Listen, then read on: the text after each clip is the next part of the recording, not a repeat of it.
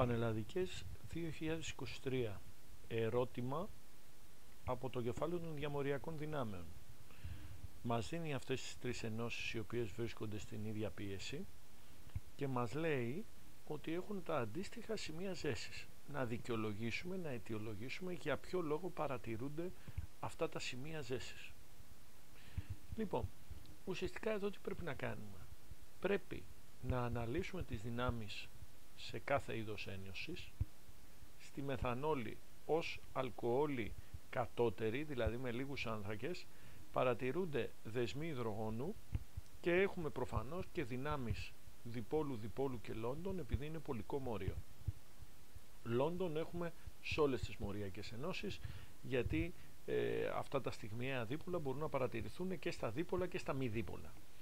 Στο υδρογόνο έχουμε μόνο δυνάμεις Λόντον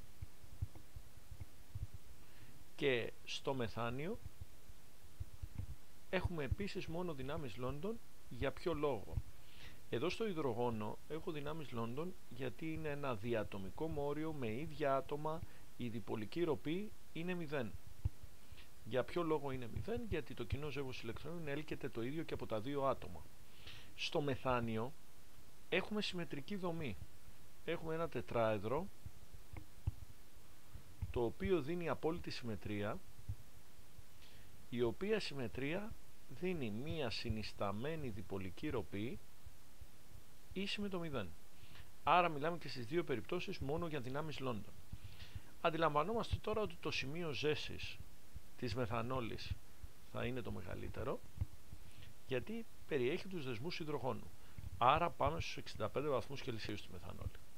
Πάμε να δούμε τώρα στα άλλα δύο. Τα άλλα δύο έχουν δυνάμεις Λόντον και τα δύο.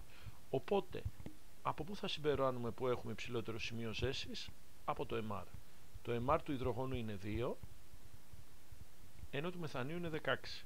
Άρα θα ακολουθήσει το σημείο ζέσης του μεθανίου και μετά το σημείο ζέσης του υδρογόνου. Δηλαδή εδώ θα είμαι στο μείον 162 και εδώ θα είμαι στο μείον 253.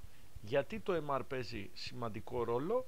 Διότι θα έχουμε περισσότερα ηλεκτρόνια, άρα όσο αυξάνεται η μάζα της ένωσης που έχουμε να συγκρίνουμε, έχουμε μεγαλύτερη πιθανότητα της δημιουργίας των στιγμιαίων διπόλων.